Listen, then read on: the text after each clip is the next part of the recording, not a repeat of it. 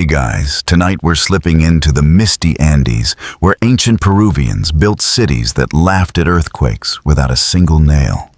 Picture yourself perched on a rugged cliff, the air sharp with the scent of damp stone and wild herbs as you gaze at walls so perfectly carved. They seem to hum with secrets. These folks didn't just survive in one of the world's shakiest regions. They thrived crafting urban marvels that still stand centuries later. Honestly, if a quake hit right now, you'd probably be safer in their ruins than in some modern condos. So before you get comfortable, take a moment to like the video and subscribe. But only if you genuinely enjoy what I do here. Drop a comment with your location and local time. I'd love to know where you're chilling tonight. Now dim the lights, maybe turn on a fan for that soft background hum, and let's ease into tonight's journey together. You're standing in the heart of ancient Peru, where the ground beneath your feet is anything but trustworthy. The Andes are a hotspot for tectonic tantrums, with plates grinding like cosmic gears. Earthquakes here aren't just occasional. They're as routine as morning coffee. Yet the ancient Peruvians, long before the Inca even showed up, figured out how to build cities that could shrug off these tremors. Their secret, a blend of brains, patience, and a knack for working with nature, not against it. The mainstream fact is clear. By 1000 BCE, cultures like the Chavin were already stacking stones in ways that baffled Spanish conquistadors centuries later.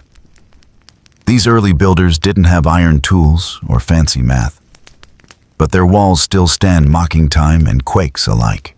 Now, here's a quirky tidbit. Some of these ancient walls were built with stones so precisely cut that you can't slip a piece of paper between them. Locals still whisper that the builders used a mysterious plant juice to soften the stone, like some ancient chemistry hack. No evidence backs this up, but it's the kind of wild story that makes you wonder what else they knew. Historians still argue whether these techniques were purely practical or tied to spiritual beliefs about the Earth's movements. Did they think their walls could appease the quake gods, or were they just engineering nerds? Either way, you're about to step deeper into their world. You start with the basics, the materials. Andesite granite and limestone were their go-to stones, hauled from quarries miles away. You can almost feel the weight of a granite block in your hands, rough and cool, as workers drag it over log rollers. No wheels, no cranes. Just human sweat and clever tricks. They'd shape these stones with nothing but harder rocks and abrasive sand pounding and grinding until each piece fit like a puzzle. The result, walls that didn't need mortar because the stones locked together like they were born that way. You run your fingers along a seam, marveling at how it feels like one solid piece.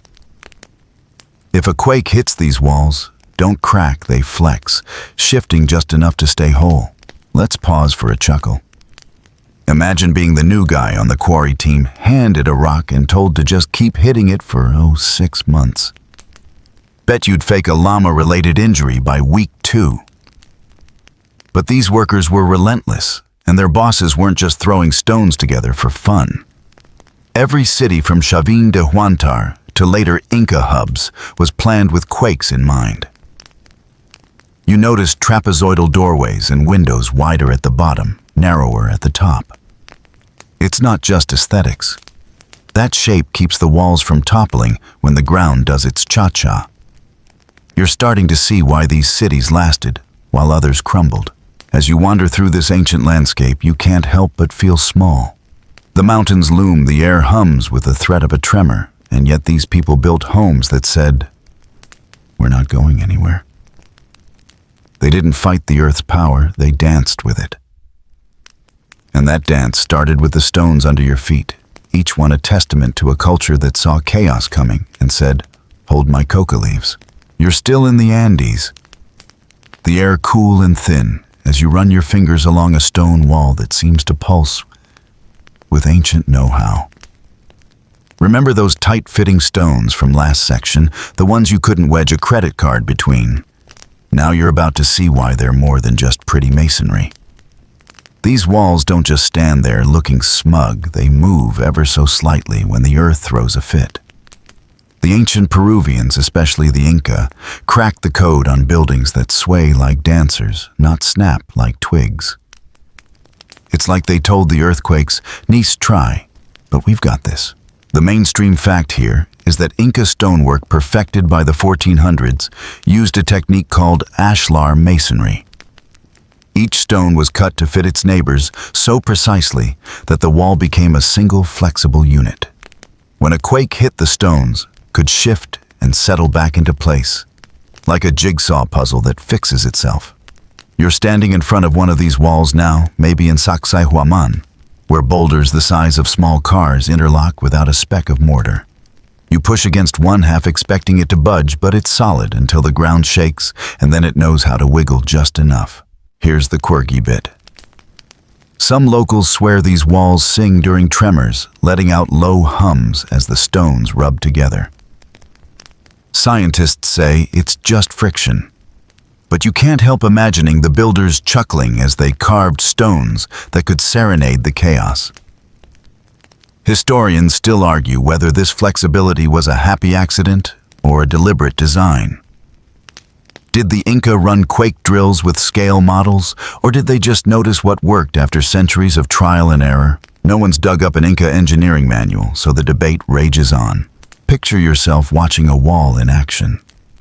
The ground rumbles a low growl rising from the earth. You brace, expecting cracks or falling debris, but the stones just shift. They lean, they jostle, then settle back like nothing happened. It's not magic, though it feels like it. The trick lies in the angles and cuts. Each stone is slightly convex or concave, locking into its neighbors like Lego bricks from a fever dream. You notice some stones have knobs or grooves like handles for the earth to grip without breaking the wall apart. It's as if the builders thought, let's make this earthquake-proof and annoyingly perfect while we're at it. Let's have a laugh. Imagine an Inca foreman inspecting a wall and saying, "Nope, I can see a hair's width of gap, start over." Those poor workers probably dreamed of slacking off, but the results speak for themselves. You walk along the wall, noticing how it curves gently to follow the terrain. That's no accident either. The Peruvians didn't flatten the land like modern bulldozers would. They let the hills dictate the design, making walls that hug the ground's natural flow. It's like the earth itself signed off on the blueprints. You're starting to get why these walls are a big deal. They're not just piles of rock, they're a conversation between people and planet. The Inca didn't have seismographs or computers, but they had eyes, hands, and a whole lot of patience. You can almost hear the clink of stone on stone as workers shaped each block, maybe chatting about the latest quinoa harvest while they chipped away. They didn't need nails or glue. They had precision and a knack for thinking 3 steps ahead of disaster. As you stand there, the wind picks up, carrying the faint scent of dust and moss. You're surrounded by stones that have seen centuries of quakes and still haven't blinked. It makes you wonder, what else did these builders figure out that we've forgotten? You're about to head toward Machu Picchu, where this stone dancing trick gets even wilder. But for now, you just lean against the wall, feeling its quiet strength under your palms. You're trudging up a misty trail now, the Andes stretching around you like a giant's crumpled blanket. The air is so thin it feels like you're sipping oxygen through a straw, but the view ahead makes it worth it. Machu Picchu, the Inca's crown jewel, perched like it's daring the mountains to shake it loose. Those dancing stone walls you marveled at last dissection, they're here too. But Machu Picchu takes the whole earthquake-proof game to another level. You're about to wander its ruins, picking apart how this city clings to a seismic hotspot and still looks ready for its close-up in a travel magazine. The mainstream fact is that Machu Picchu, built around 1450, was designed with earthquakes in mind from the ground up. Its builders chose a ridge between 2 peaks 2,430 meters above sea level and somehow made it a fortress against tremors. The city's walls, terraces, and temples, use the same ashlar masonry you saw before, stones cut so tight they mock gravity. But here the Inca went further, anchoring the city to the bedrock, with foundations that flex just enough to absorb a quake's punch. You're standing on a terrace now, feeling the stone under your feet solid, yet somehow alive, like it's ready to ride out the next tremor. Here's a quirky tidbit. Some guides claim Machu Picchu's stones were polished with guinea pig fat to make them slide just right during quakes. Sounds like a stretch. Imagine the smell. But it's the kind of oddball story that sticks with you. Historians still argue whether Machu Picchu's seismic smarts were purely engineering or partly spiritual. Did the Inca believe their mountain gods demanded quake-proof cities? Or were they just obsessive about not rebuilding every decade? The truth probably blends both, but no one's found a stone tablet spelling it out. You weave through the ruins, dodging a llama that's photobombed your view. The walls here aren't just walls, they're a masterclass in survival. You notice how the stones lean inward slightly, a trick that keeps them from toppling outward when the earth shakes. Doorways and windows are trapezoidal, like you saw earlier, but here they're so precise you'd swear a laser cut them. You try to picture the workers hauling granite up these cliffs without a single pulley, shaping each block with nothing but grit and stone tools. Your arms ache just thinking about it. Let's pause for a chuckle. Imagine being the Inca architect who pitched, "Let's build a city on a cliff in Quake Central." Bet that guy got some side-eye at the planning meeting. But they pulled it off, and the proof's all around you.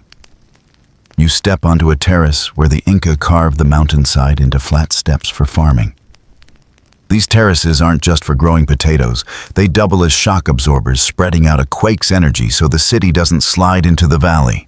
It's like the Inca turned the whole mountain into a giant spring. You run your hand along a wall, feeling the faint grooves where stones lock together. The precision's almost eerie, like the builders were showing off. And maybe they were. Machu Picchu wasn't just a city. It was a statement, a place where the Inca flexed their mastery over nature. You notice how the buildings follow the land's curves, not fighting the slopes, but flowing with them. It's as if the architects sat down with the mountain and said, "Cool, what's your vibe then?" Built accordingly. As you explore, you can't shake the feeling that Machu Picchu's hiding more secrets. Every stone feels like it's whispering about quakes. It survived, about builders who knew the earth's temper and planned for it. You're starting to see why this place feels eternal, why it's still here when so many other cities are dust. The wind picks up, carrying the scent of wet grass, and you take a moment to just stand there, soaking in the quiet power of a city that laughs at earthquakes. You're still in Machu Picchu's shadow, the mist curling around you like a lazy cat, as you squint at a temple wall that's more than just stone. It's a love letter to geometry. Those earthquake dancing walls and terraces you've been gawking at. They're not random. The Inca wove sacred shapes into their cities, turning math into a shield against the Andes' tantrums. You're about to dig into how these folks used triangles, trapezoids, and cosmic alignments to make their buildings quake-proof, all while making it look like they were just vibing with the universe. The mainstream fact is that Inca architecture leaned heavily on trapezoidal shapes, especially for doorways and windows, which you've already noticed. By the 15th century, this wasn't just a style choice, it was a seismic survival tactic. Trapezoids wider at the base distribute weight better than rectangles, keeping walls upright when the ground bucks. You're standing in the Temple of the Sun now, staring at a trapezoidal window that frames a slice of sky. It's not just pretty. It's engineered to stay put while the earth does its worst. The Inca also aligned buildings with solstices and stars, blending astronomy with structural smarts. Here's a quirky tidbit. Some locals believe the Inca carved stones into polygons, think 12-sided weirdos because they thought odd shapes confused earthquake spirits. No proof, but you can't help grinning at the idea of a tremor god, double-taking at a dodecagonal stone and giving up. Historians still argue whether these geometric choices were purely practical or tied to cosmic beliefs. Did the Inca think trapezoids pleased their sun god, Inti? Or were they just obsessed with shapes that wouldn't collapse? The debate's as old as the stones you're touching. You step closer to the temple, running your fingers along a wall, where every stone's a different shape, yet they fit like a 3D jigsaw. The Inca didn't just slap squares together. They used polygons that interlock in ways that make modern engineers jealous. You notice how the walls tilt inward, another geometric trick to keep them from tipping during a quake. It's like the Inca were playing Tetris with granite and they never lost. You can almost hear the architects muttering, "Yeah, that 17-sided stone goes there," while everyone else just nodded and hoped for lunch. Let's have a laugh. Imagine being the guy who suggested, "Let's make every stone a different shape just for fun." Bet he was the least popular at the quarry. But this wasn't chaos, it was genius. You wander to a spot where a wall curves to match the hill's slope, its stones cut to follow the land's rhythm. The Inca didn't fight the terrain. They used it, letting the earth's own angles guide their designs. It's like they had a group chat with the mountains and agreed on the blueprint. You pause at a stone platform where priests once tracked the sun's path. The Inca believed the cosmos and the earth were linked, so their cities mirrored the stars. You squint at a wall aligned with the June solstice, wondering if it's coincidence or if they really planned every angle to vibe with the heavens. Either way, it worked. When quakes hit, these geometric walls didn't just survive, they thrived, shifting and settling like they were born for it. You're starting to see the Inca as cosmic nerds, crunching numbers without calculators, all while keeping their cities upright. As you weave through the ruins, the air smells of damp earth and distant rain. You're surrounded by shapes that feel alive, each trapezoid and polygon a quiet flex of Inca ingenuity. It's not just about surviving quakes, it's about building something eternal, something that says, "We figured this out and we made it beautiful." You're itching to learn how they did it without nails. But for now, you just stand there, letting the geometry sink in, feeling like you've stumbled into the world's oldest math class, one that still aces every test. You're still wandering Machu Picchu's stone paths, the mountain air sharp and the ruins humming with ancient swagger. Those geometric walls you were just nerding out over. They're impressive, sure. But here's the kicker. The Inca built all this without a single nail screw or drop of glue. You're about to dive into the mind-boggling world of their nail-free construction, where stones fit so perfectly, they make modern contractors look like they're playing with Duplo blocks. It's like the Inca were flexing on earthquakes and future archaeologists at the same time. The mainstream fact is that Inca builders by the 1400s mastered a system of dry stone masonry that relied on precision over fasteners. Each stone was shaped to interlock with its neighbors, creating walls that didn't need mortar or metal to hold together. You're standing by a wall now, staring at stones so snug you couldn't slip a razor blade between them. These joints are so tight, they've laughed off centuries of quakes, rain, and tourist selfies. The trick was in the cutting workers carved stones with beveled edges, sometimes with knobs or sockets, so they'd grip each other like the world's most stubborn puzzle. Here's a quirky tidbit. Some legends claim the Inca used a secret technique involving sound waves to float stones into place. Picture a bunch of workers humming at a boulder until it levitates, total sci-fi nonsense. But it's the kind of tale that makes you smirk. Historians still argue whether this nail-free method was purely about quake resistance or also a flex of cultural pride. Did the Inca skip nails because they didn't have metal tools? Or because they wanted to prove they didn't need them? No one's found an Inca post-it note explaining it, so the question lingers. You crouch to inspect a stone, feeling its cool, smooth surface. Each one was hand-shaped to fit its exact spot, no two alike. You try to imagine the process workers chipping away with stone hammers, testing each block against its neighbor, tweaking it until it clicked. No Home Depot, no power tools, just patience and a knack for perfection. You notice some stones have small protrusions, like knobs that slot into grooves on the next block. It's like the Inca invented stone Velcro, ensuring the wall stays put when the ground shakes. Let's have a laugh. Imagine being the worker who accidentally carved a stone 1 millimeter off and had to start over. Bet they blamed it on a bad llama day and sulked all week.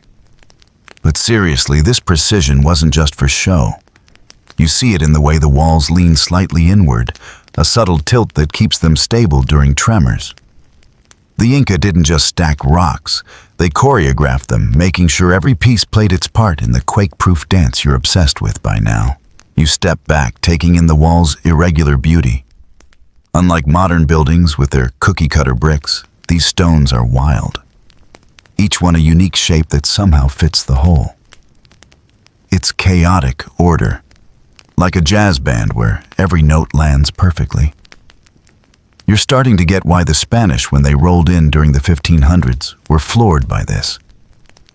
They had nails mortar and European know-how, yet their buildings crumbled in quakes, while Inca walls just shrugged. As you trace the seams with your finger, you can't help but feel a little humbled. These builders didn't need fancy tech or YouTube tutorials. They had skill sweat and a deep respect for the Earth's moods. You're itching to see how they worked with the landscape itself. But for now, you just stand there marveling at a wall that's held together by nothing but cleverness and time. The wind carries a faint whiff of moss, and you take a deep breath, letting the Inca's nail-free genius sink in.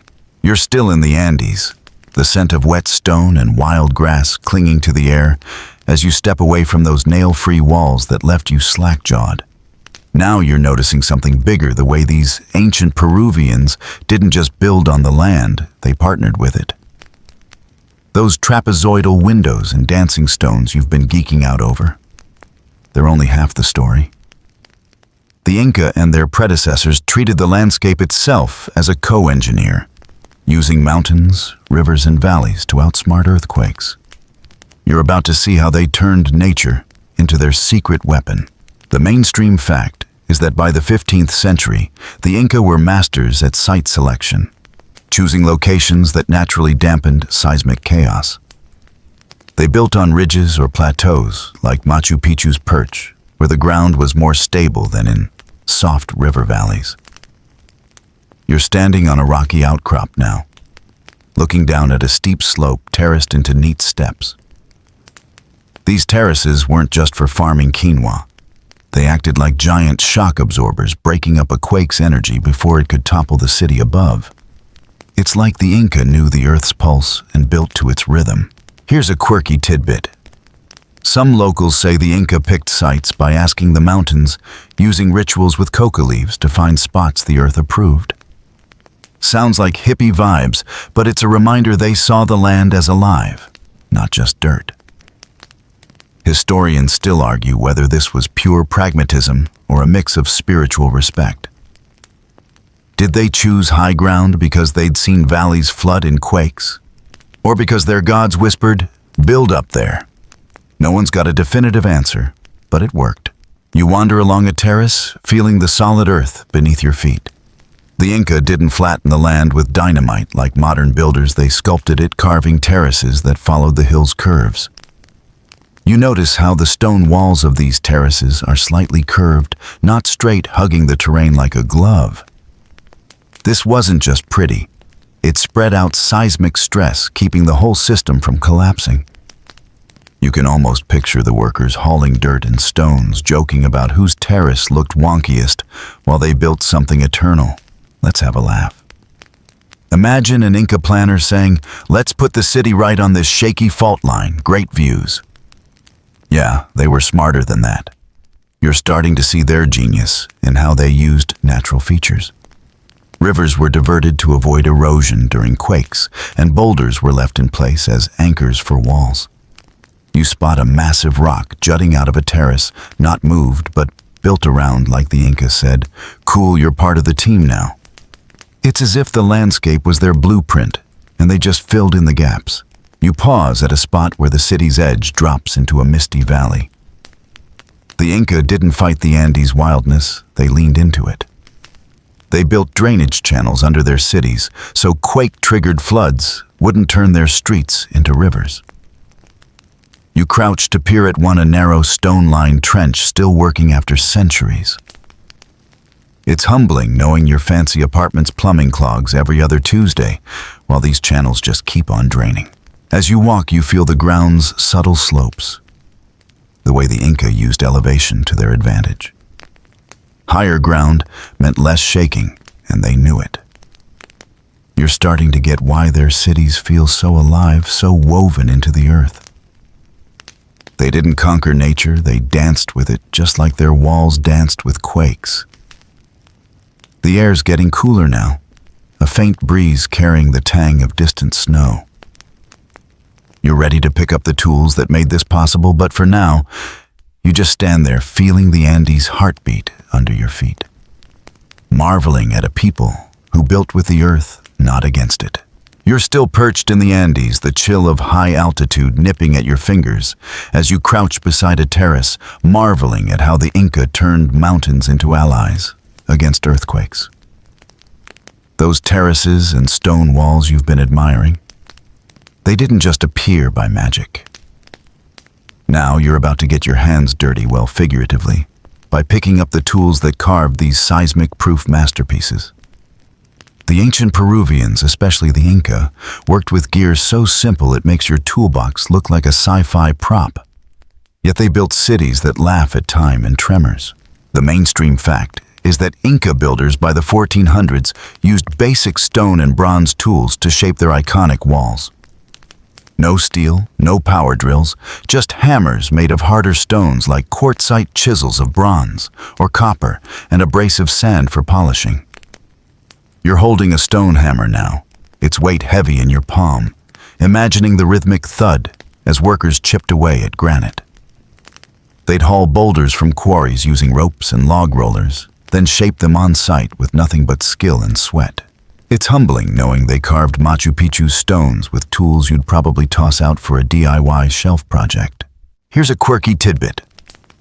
Some locals claim the Inca used star metal bits of meteorite iron for their finest chisels, believing it gave their work a cosmic edge. No hard evidence, but it's a cool story, right? You can't help picturing a worker bragging about their space chisel while everyone rolled their eyes. Historians still argue whether the Inca's tool simplicity was a limitation or a deliberate choice. Did they stick to basic gear because they lacked better options? Or because their methods were so refined they didn't need more? The debate's as stubborn as the stones you're staring at. You run your hand over a smooth stone, feeling the faint scratches where sand was rubbed to polish it. The process was slow days, maybe weeks, for a single block.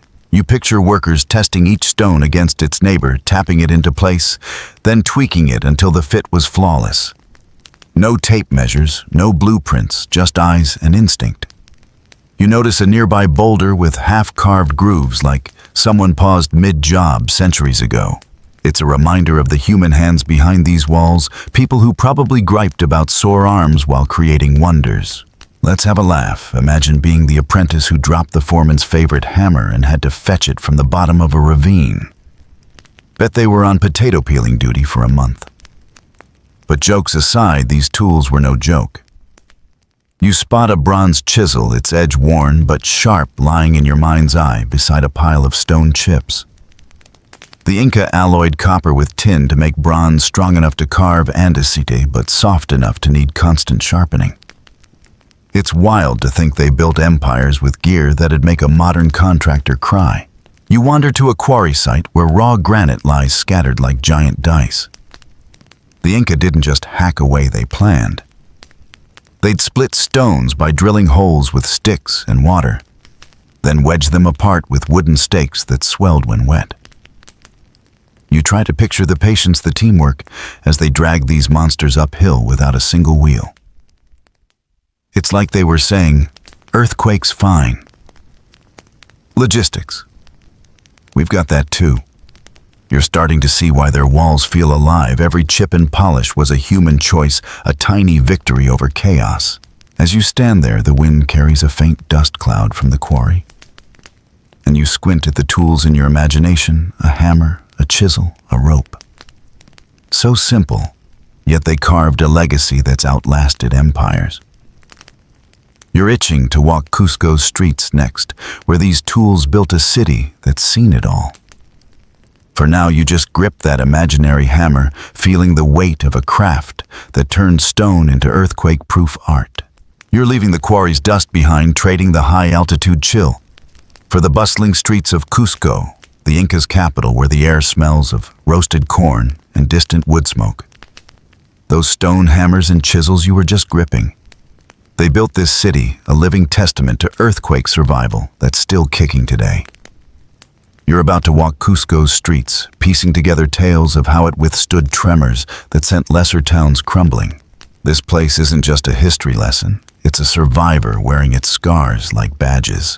The mainstream fact is that Cusco, founded around 1100 CE and expanded by the Inca in the 1400s, was built with seismic resilience baked into its core. Its stone walls, like those you saw in Machu Picchu, used ashlar masonry interlocking stones that flex during quakes. You're strolling down Hatenrumiak Street now, where a famous 12-angled stone fits so perfectly it's become a tourist magnet. This isn't just showy craftsmanship. It's engineering that let Cusco shrug off major earthquakes, like the devastating 1650 quake that flattened Spanish-built churches while Inca walls barely blinked. Here's a quirky tidbit locals say: the 12-angled stone was a builder's prank carved to mess with future generations, trying to figure out how it fits. No proof, but you can't help chuckling at the thought of an Inca mason giggling as they chipped it into place. Historians still argue whether Cusco's survival was pure engineering or partly luck. Did the Inca design for worst-case quakes, or did their overbuilt walls just happen to be quake-proof? The debate's as lively as the street vendors haggling nearby. You pause to trace the 12-angled stone's edges, feeling its smooth, cool surface. The wall it's part of curves gently following the land's slope, just like the terraces you saw earlier. You notice how the stones vary in size, some massive, others small, yet locked together like they were born for it. When the 1650 quake hit Spanish colonial buildings with their mortar and right angles cracked like eggshells. But these Inca walls, they danced, shifting and settling, then stood tall. You can almost hear the stones whispering, "Told you we've got this." Let's have a laugh. Imagine being a Spanish architect in 1650 watching your cathedral crumble while the Inca's primitive walls just yawned. Bet they muttered something about pagan magic and sulked home. But it wasn't magic, it was smarts. You wandered toward the Coricancha, the Inca's temple of the sun, where Spanish builders slapped a church on top of Inca foundations. Guess what the Inca base survived every quake while the church needed constant repairs? You're starting to see a pattern. Inca stones outlast everything. You weave through Cusco's streets, dodging a kid chasing a stray dog, and notice how the city blends old and new. Inca walls form the base of modern shops, their trapezoidal doorways framing glass windows. It's like Cusco's saying, "Yeah, I'm ancient, but I'm still relevant." You spot drainage channels like the ones you saw in Machu Picchu, still whisking rainwater away to prevent quake-triggered floods. The Inca planned for chaos, and it shows. You can't help but feel a little smug for them, knowing their work's still holding up, while modern cities scramble to retrofit for quakes. As you turn a corner, the air carries a hint of eucalyptus, and you pause at a plaza where Inca royalty once stood. Cusco's been through it all. Quake's conquest, centuries of change. Yet its bones, those stone walls, remain. You're starting to wonder about the myths behind this masonry. The stories the Inca told themselves about why their cities stood strong. For now, you just lean against a wall, feeling its quiet strength, letting Cusco's history hum through your fingertips. You're still in Cusco, the city's pulse thrumming through the cobblestones as you lean against that ancient wall. Its stones cool under your palms. The tales of quakes survived like that. 1650 tremor you just pondered hint at something deeper than engineering.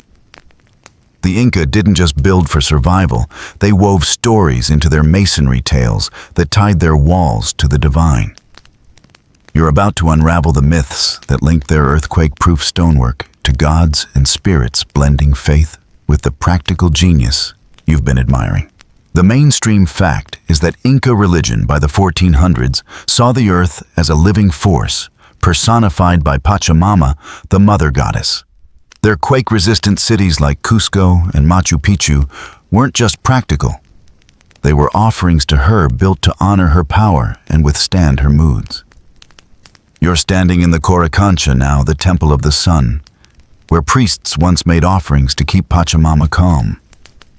The temple's walls, with their flawless ashlar masonry, were as much a spiritual flex as a structural one meant to show the gods the Inca could handle anything. Here's a quirky tidbit some oral traditions claim. The Inca believed certain stones were awake, imbued with spirits that helped them stand firm during quakes. Imagine a mason whispering sweet nothings to a boulder before setting it in place. Sounds wild, but it adds a layer of charm to their work.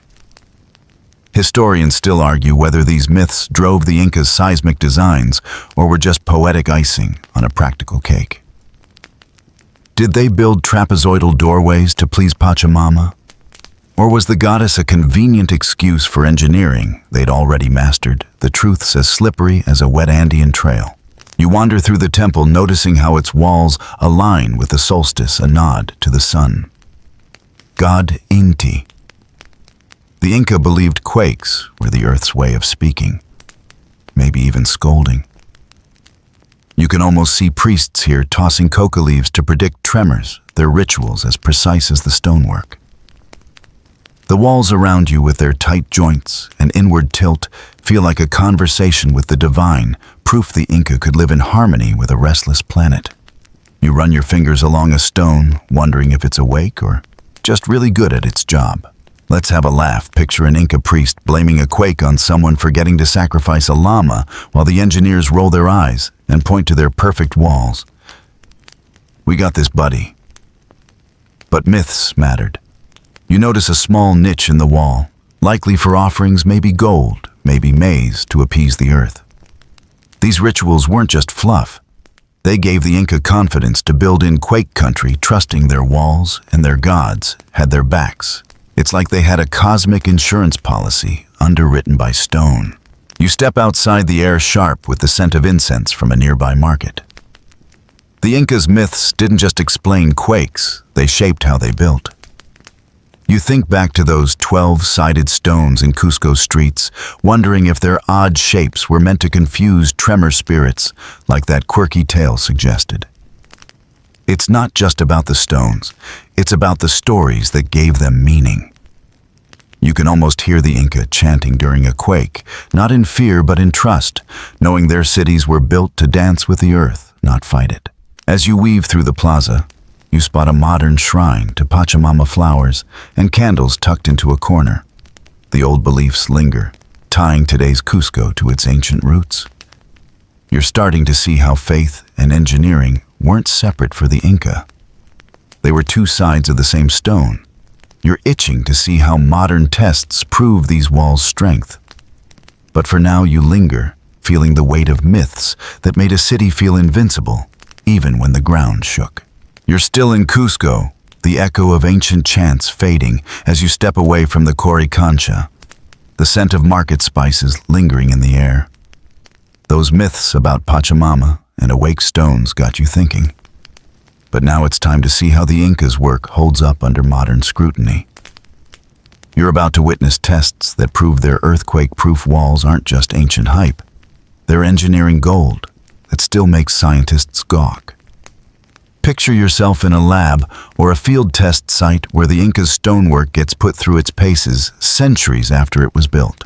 The mainstream fact is that modern engineers since the 1980s have studied Inca structures like Sacsayhuamán and Machu Picchu, using seismic simulations and stress tests. These tests confirm the wall's flexibility. Those tight interlocking stones you've been obsessed with can absorb and dissipate quake energy like a pro. You're watching a shake table experiment now, where a model of an Inca wall jiggles under simulated tremors. The stones shift almost like they're dancing, then settle back without a crack. Real-world quakes like the 2007 Cusco earthquake further prove this. Inca ruins stood firm, while modern buildings nearby took a beating. Here's a quirky tidbit during one test. Engineers found that some Inca walls self-heal after shaking as stones slide back into place due to their precise cuts. It's like the walls are saying, "Nah, I'm good," and fixing themselves. Historians still argue whether the Inca fully understood seismic dynamics or stumbled into this genius through trial and error. Did they know their walls could self-heal, or was it a happy accident of over-engineering? No one's found an Inca lab notebook, so the question hangs in the air. You're standing at a test site, imagining engineers in hard hats poking at a replica Inca wall. They've rigged sensors to measure how the stones move, and you can't help but grin as the data rolls in minimal displacement, no fractures. The secret's in the design, those trapezoidal shapes and inward tilts you've seen everywhere reduce stress points. You picture the Inca workers chipping stones with those bronze chisels you held earlier, unaware their work would one day star in a science lab. It's like they built for eternity without even trying. Let's have a laugh. Imagine an engineer after a failed modern building test muttering, "Why didn't we just copy the Inca? Bet they'd trade their fancy software for one of those 12 angled stones." But seriously, these tests aren't just academic. You learn that Peru's government now studies Inca methods to retrofit modern cities. You visualize a Cusco skyscraper with Inca-inspired flexible joints blending old wisdom with new tech. It's wild to think those ancient masons are indirectly saving lives today. You shift your focus to a computer screen showing a 3D model of an Inca wall under stress. The colors shift: green for stable, red for strain. But it's mostly green even at high quake levels. You're starting to get why these walls are engineering legends. The stone's irregular shapes, which you thought were just artistic, spread out vibrational energy so no single point takes the full hit. You can almost hear the Inca chuckling like, "Told you polygons were the move." Even the terraces you walked on with their curved edges help by diffusing ground waves. As you step back, the air carries a faint hum of machinery. Or maybe it's just your imagination still buzzing from those singing walls you heard about. These modern tests bridge the gap between past and present, showing the Incas' work isn't just a relic, it's a playbook. You're itching to dive into debates about who invented these techniques. But for now, you just stand there, awed by stones that pass every test from ancient quakes to lab shakers with the same quiet confidence they've always had. You're stepping away from the hum of modern test sites, the faint buzz of machinery fading, as you return to the Andes' quiet slopes where the scent of damp earth grounds you. Those self-healing walls you just saw in action are undeniable proof of Inca genius. But now you're diving into a thornier question: who really came up with these earthquake-proof tricks? The Inca get the spotlight, but other Andean cultures were stacking stones long before them. You're about to dig into rival theories clashing over the origins of these techniques, piecing together a puzzle with no clear winner. The mainstream fact is that cultures like the Chavin, flourishing around 1000 BCE, were already using precise stonework in places like Chavin de Huántar, centuries before the Inca rose in the 1200s. You're standing in a Chavin plaza now, staring at granite walls with tight joints not quite as flashy as Cusco's, but still quake-ready. These early builders laid the groundwork literally for the Incas' ashlar masonry, suggesting the Inca refined an older tradition rather than inventing it. The Chavin's walls, with their simpler cuts, still stood through tremors, proving the Andes had seismic smarts long before Machu Picchu. Here's a quirky tidbit. Some fringe theorists claim that Tiwanaku, a culture near Lake Titicaca, used lost technology like sonic tools to carve their stones, and the Inca just copied them. It's a stretch more sci-fi than science. But it's fun to imagine workers humming boulders into place like ancient DJs. Historians still argue whether the Inca were innovators or just master curators. Did they perfect quake-proofing through their own experiments, or did they inherit a playbook from the Chavin Tiwanaku or others tweaking it for flair? No one's got a smoking gun, so the debate's a lively one. You run your fingers along a Chavin wall, feeling its rougher texture compared to the Inca's polished stones. These blocks are less uniform, but they still fit snugly, hinting at early experiments in quake resistance. You picture the Chavin watching their walls hold during a tremor, then passing the knowledge down like a family recipe. By the time the Inca came along, they had centuries of data earthquakes as teachers. You wander to a Tiwanaku site in your mind's eye where massive stones, some with eerie precision, make you wonder if the Inca studied here too. Let's have a laugh. Imagine an Inca engineer saying, "Thanks, Chavin, we'll take it from here," then adding trapezoids just to flex.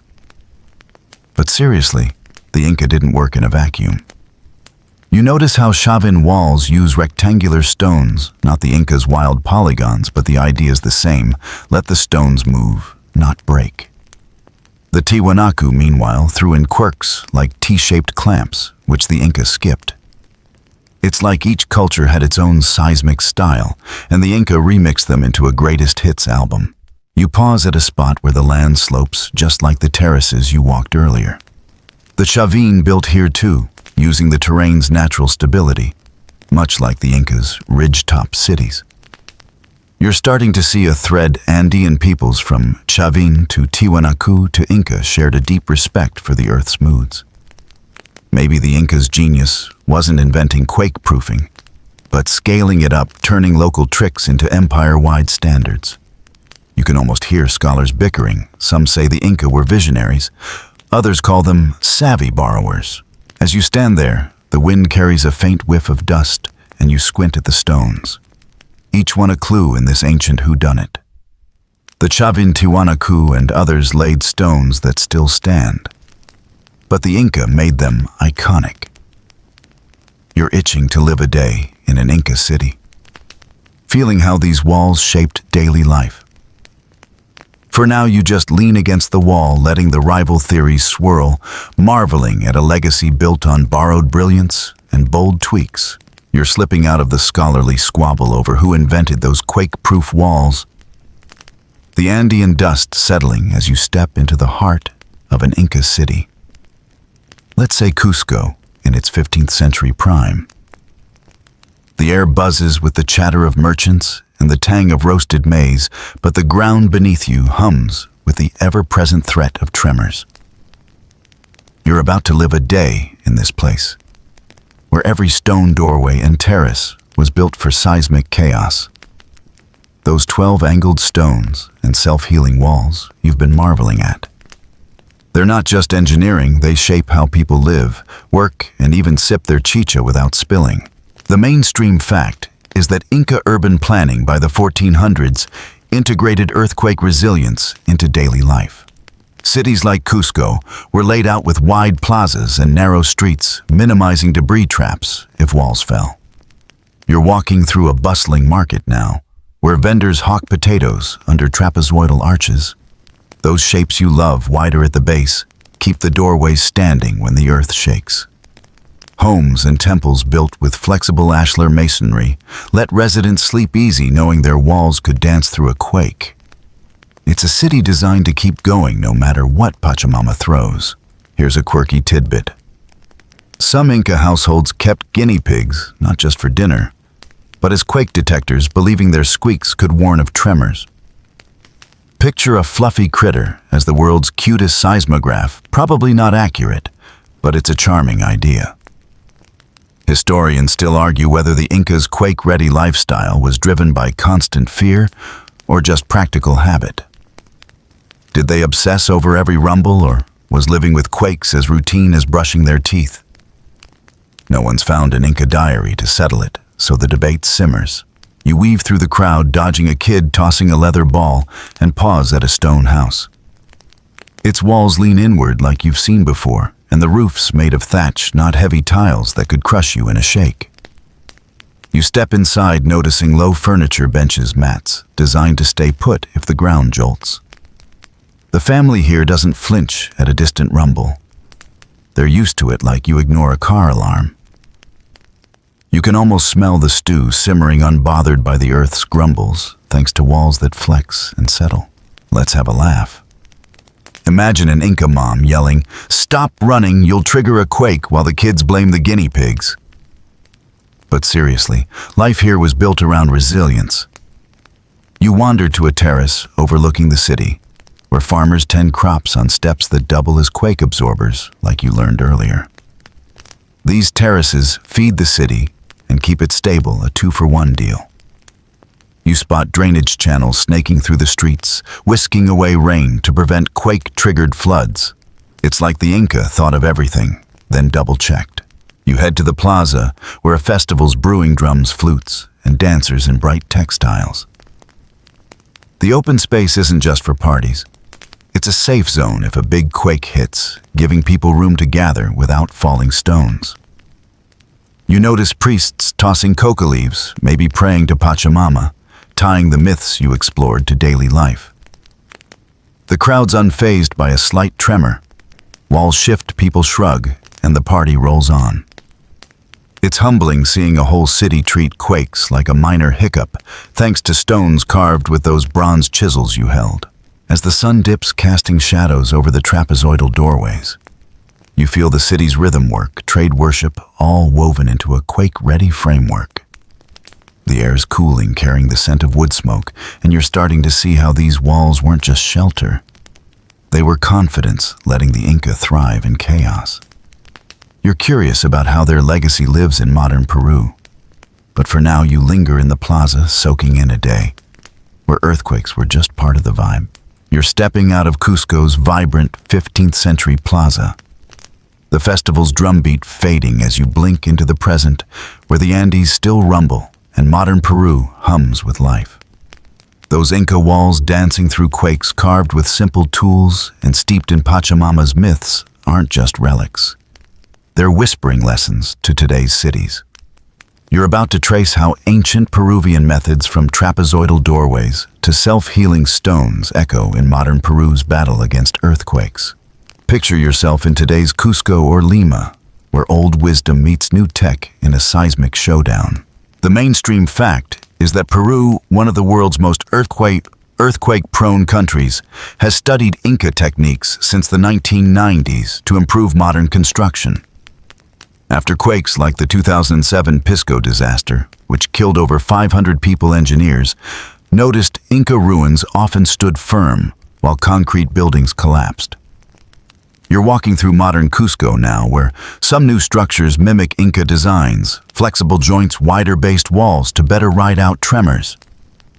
Peru's building codes now encourage confined masonry, a nod to the Inca's knack for letting walls shift without breaking, blending ancient logic with steel and brick. Here's a quirky tidbit. Some Peruvian architects jokingly call their Inca-inspired designs Pachamama proof, claiming they honor the earth goddess while dodging quake damage. It's half tongue-in-cheek, but you can't help smiling at the nod to those myths you explored. Historians still argue whether modern Peru fully grasps the Inca's seismic genius or just cherry-picks the flashy bits. Are today's engineers truly channeling Inca wisdom? Or are they oversimplifying a complex system no one fully understands? The debate's as lively as a Lima street market. You pause at a new school building, its walls subtly tilted inward, like the Incas, designed to sway, not snap. You notice its base uses stone cladding, echoing the 12 angled stones you touched in Cusco's old streets.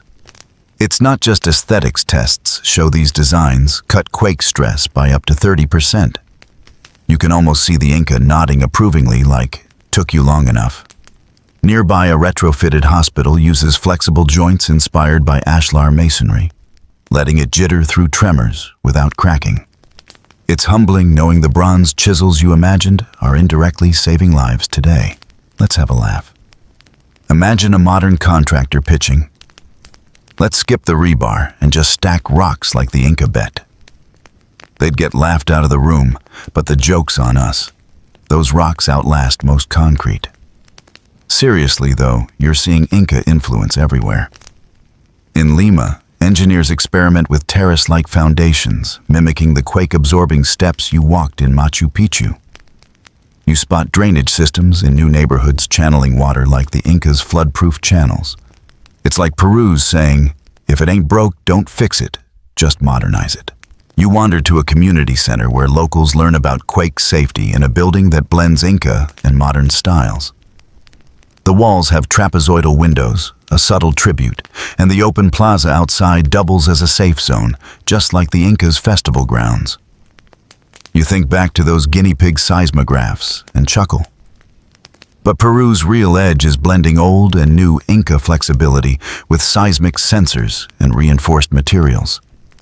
You can almost hear the earth grumble testing these new walls. And the walls answering, we're ready just like our ancestors. As you stand there, the air carries a mix of car exhaust and mountain breeze, tying past to present. Peru's cities face quakes as fierce as ever. But the Incas' legacy, those stones that dance, those terraces that held, gives them a head start. You're curious about the unsung builders behind these ancient wonders.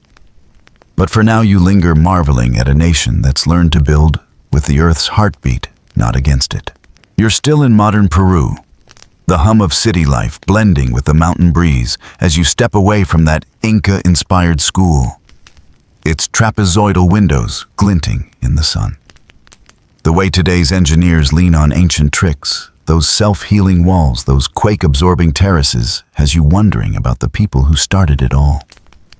Not the Inca emperors or priests, but the unsung builders, the ones who swung the hammers and polished the stones. You're about to ponder the forgotten geniuses behind Peru's stone wonders, the workers whose sweat and smarts made cities that still stand, mocking earthquakes and time. The mainstream fact is that Inca construction by the 1400s relied on a vast labor system called mita, where communities contributed workers for public projects like Cusco's walls or Machu Picchu's terraces. These weren't slaves, but skilled locals, masons, quarrymen, haulers, who knew the Andes stones like old friends. You're standing at a quarry now, the same kind you imagined earlier, where men and women shaped granite with bronze chisels and stone hammers. Their names are lost, but their work, like that 12-angled stone you touched in Cusco, is immortal, surviving quakes that toppled Spanish churches. Here's a quirky tidbit. Some Andean tales say the best masons were chosen by how well they could listen to stones, picking ones that wanted to be carved. It's probably just folklore, but you love the idea of a worker ear to rock, nodding like, yup, you're the one. Historians still argue whether these builders were trained specialists or everyday folks with a knack for precision. Were they elite artisans sent across the empire or local crews passing down tricks from the Chavin days you explored? No records name them, so the debate's as shadowy as the quarry's edge. You crouch by a half-carved boulder, feeling the chisel marks under your fingers. These workers weren't just grunts, they were problem solvers.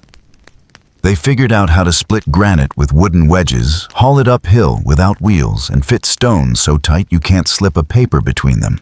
You picture them joking over coca leaves, maybe betting who could carve the fastest, while their hands turned raw. Their lives were tough, long days, high altitudes. But their pride must have soared, knowing their walls would outlast them. You're starting to see them as the real architects, not just the guys with the blueprints. Let's have a laugh. Imagine a mason sneaking a wonky stone into a wall, hoping the foreman wouldn't notice, only for it to become a tourist hotspot 500 years later. Bet they'd laugh from the afterlife. But seriously, these workers were the backbone of an empire. You wander to a wall, its stones, a mix of sizes and shapes, each one a choice someone made. They didn't have math degrees, but they understood gravity, stress, and the Andes temper better than most modern engineers. You think back to those shake table tests, how the walls danced. That's their legacy, every shift and settle a nod to their skill. You pause, squinting at the horizon where the Andes loom. The Mita system meant whole villages pitched in, from kids hauling sand to elders teaching tricks. You imagine a woman smoothing a stone with abrasive grit, her kids watching, learning. These builders weren't just crafting walls. They were weaving communities, passing knowledge down like the Chavin and Tiwanaku before them. You can almost hear their voices, faint in the wind, drowned out by the fame of kings like Pachacuti. It's humbling knowing their hands shaped the Peru you've walked through, from Machu Picchu's cliffs to Cusco's streets. As the air cools, carrying a whiff of dust and pine, you feel a quiet respect for these nameless geniuses. Their stones still stand still, dance still teach. You're ready to reflect on their resilience one last time.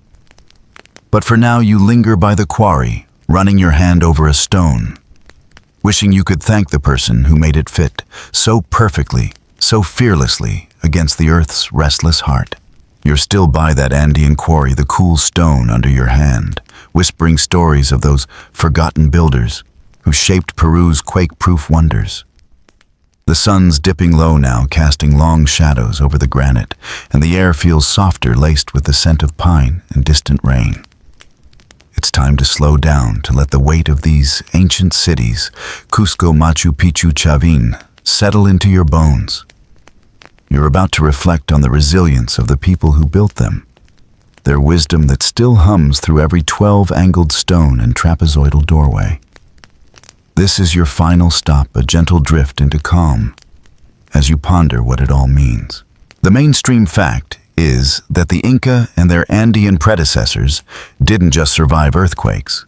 They thrived in one of the world's shakiest regions, building cities that stood for centuries. By the 1400s, their ashlar masonry and terrace systems, like those you walked in Machu Picchu, were so refined they outlasted empires from their own to the Spanish. You're sitting on a terrace now, the same kind that absorbed quakes while feeding villages.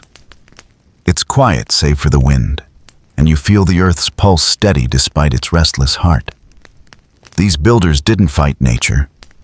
They learned its rhythm, carving resilience into every stone. Here's a quirky tidbit. Some Andean elders still tell kids that stones choose their place in a wall, as if they've got a mind of their own. It's a sweet story, one that makes you smile, imagining a boulder rolling itself into Cusco's streets, ready to join the dance. Historians still argue whether this resilience came from cold calculation or a deeper bond with the land. Was it just engineering? Or did faith in Pachamama give them the courage to build where others fled? The question lingers soft as the fading light, and you're content to let it be. You lean back the terrace's edge, cool against your palms, and think about those workers you pictured last section. Their hands rough from chisels shaped a legacy that modern engineers still chase. You see their shadows in the tests you witnessed, where walls jiggled and held firm, in the schools built with Inca-inspired tilts, in the myths of awake stones that gave people hope. They didn't need fame or plaques, just the quiet pride of knowing their work would hold. You picture them pausing at dusk, like you are now wiping sweat and looking at a wall that would stand long after they were gone. Let's have one last laugh. Imagine a mason sneaking a tiny llama carving into a stone, hoping it'd make some future tourist chuckle. Bet it's out there waiting for you to spot it. But really, their resilience wasn't just in the stones. It was in their spirit. You think back to that festival in Cusco, people dancing through tremors, unafraid because their city was built for it. That's the heart of it, not just surviving, but living fully joyfully in a land that never sits still. You feel it now, a calm strength, like the walls themselves are holding you steady. You close your eyes, letting the Andes' quiet wrap around you. The builders, the myths, the dancing walls, they all blur into a single truth. Resilience is about harmony, not conquest. You see Machu Picchu's terraces, Cusco's streets, the Chavin's rougher stones, all part of the same song, sung with bronze chisels and faith. The world feels softer now, the mountains gentler, as if they're ready to let you rest. And so you're here cradled by the Andes' ancient embrace, the stone's quiet strength seeping into your dreams. The air is cool, the world hushed, as if the mountains themselves are whispering you to sleep. Those builders, their hands worn but steady, fade into the mist, leaving only their walls steady, unyielding, yet soft in their dance with the earth. You don't need to hold on to the details anymore. Let the trapezoids, the 12 angled stones, the myths of Pachamama drift like clouds over Cusco's peaks. They're part of you now, a gentle hum of resilience, proof that even in chaos, there's harmony to be found. Picture the terraces stretching into the distance, green and calm, soaking up the quakes and the years with equal grace. Your breath slows, matching the rhythm of a world that's seen it all and still stands. The Andes are watching over you, their heartbeat faint but sure, guiding you into a deep, peaceful rest. Let go, sink into the quiet, and know you're safe in the arms of ancient stone. Sleep well, carried by the wisdom of those who built for forever.